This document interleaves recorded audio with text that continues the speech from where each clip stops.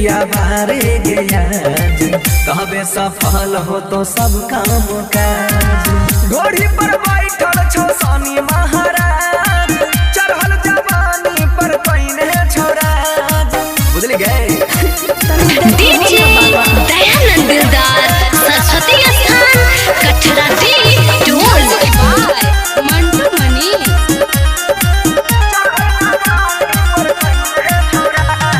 राशि फल छौड़ी हे गे गहरा बर छौ तोहर बाजू पा मारैले बजरंगी के मोहर। बाबा और कोई उपाय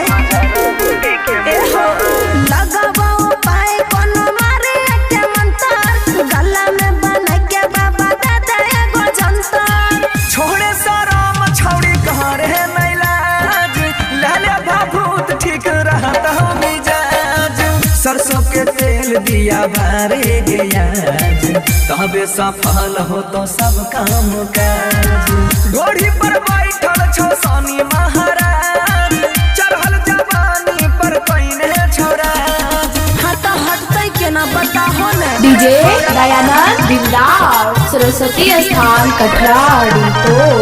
मोबाइल नंबर 8092293257।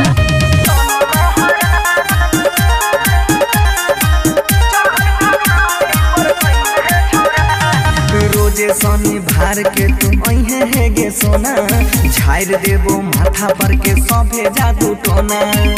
बुझले हे हाँ हो बाबा एगो ने जस राज हो गए चिन्नता से हमारा बिगाड़ गेल दशा थोड़े पल्ला घिना छिया ना दे मासा।